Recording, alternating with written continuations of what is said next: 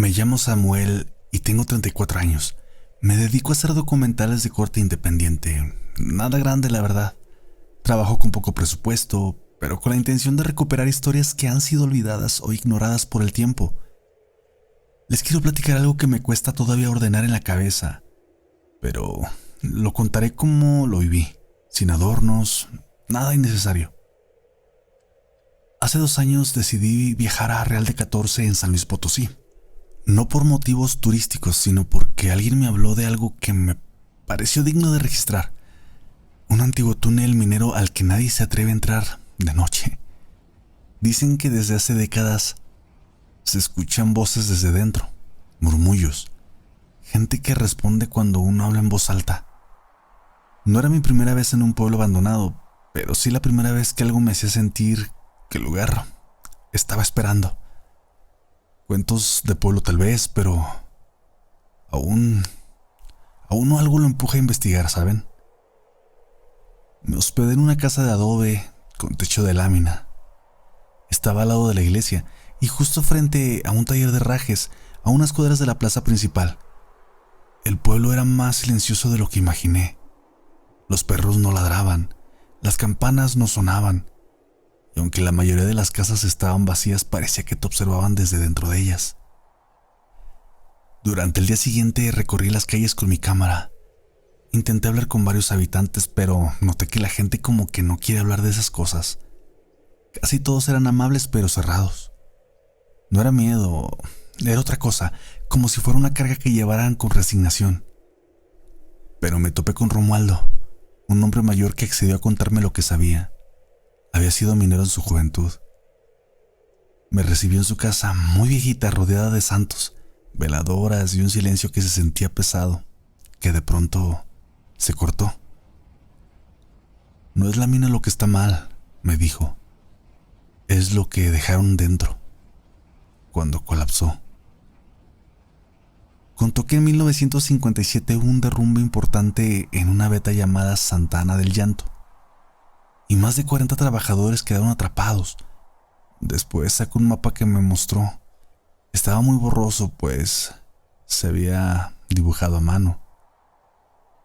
En una esquina, una zona de aquel mapa había marcado con un carboncito una frase: no volver.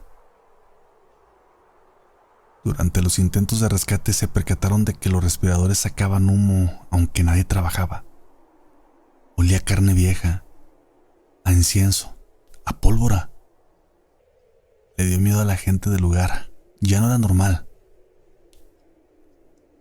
También dijo que la razón por la que ya nadie quiso hacer nada a los días posteriores fue porque en esos mismos respiradores se escuchaban cánticos, risas.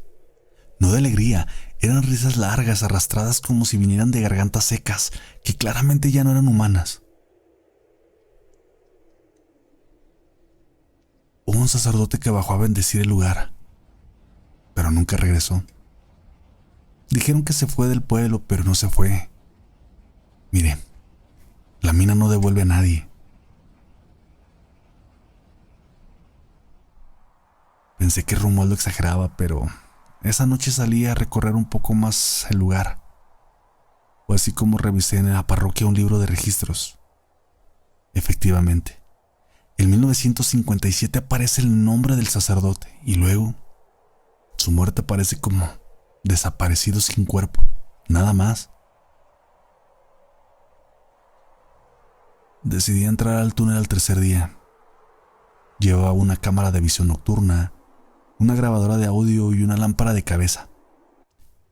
Entré cerca de las 11 de la noche.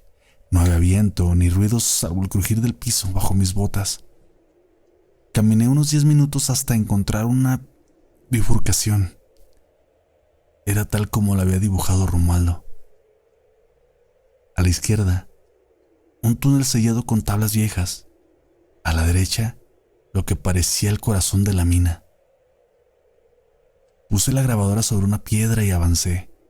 No sentí miedo al principio, lo que sentí fue presión, como si el aire tuviera peso, como si algo estuviera detrás de mí todo el tiempo.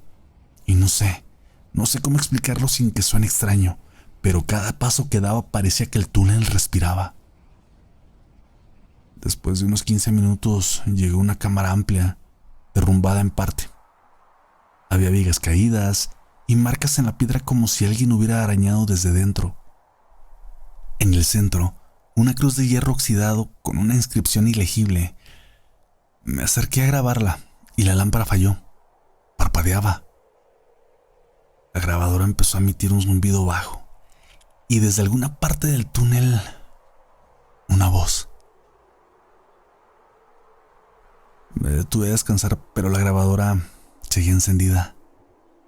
No había escuchado nada en el momento, pero al reproducirla en ese instante, algo muy claro dice mi nombre. Una voz. No era una voz fuerte, no era una amenaza, pero era mía. Era mi voz. Samuel, regrésate. Salí corriendo, literalmente. No pensé en grabar más. No vi por dónde volví. Solo recuerdo que al salir del túnel, algo no estaba bien. El pueblo parecía congelado. No había luces encendidas, no se oían grillos, no había viento. El cielo no era de noche ni de día. No había tiempo. Caminé hasta mi alojamiento y toqué varias veces, pero nadie abría.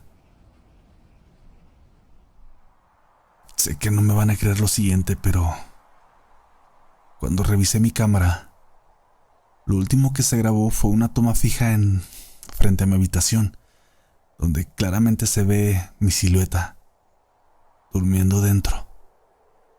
Pero yo tenía la cámara conmigo. Nadie la dejó ahí. Nadie me grabó. Y yo no me grabé a mí mismo.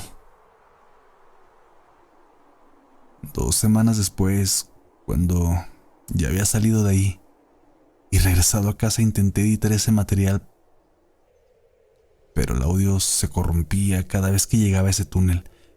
Las voces se distorsionaban, el software se cerraba solo. Tuve que borrar el material por completo para que mi computadora funcionara normal otra vez. Es extraño, pero a veces despierto en la madrugada con el sonido de pasos en el pasillo. Nadie vive conmigo, debo aclarar. Y siempre que reviso mi teléfono, hay una grabación nueva en las notas de voz. Siempre vacía. Siempre de la misma duración. 4 minutos con 44 segundos. Que es el mismo tiempo que estuve solo dentro de aquel túnel. No quiero respuestas, no busco explicación. Solo creo que hay lugares que no debemos documentar, que no están ahí para que los entendamos, sino para que sepamos que el silencio, la tragedia, también puede tener memoria.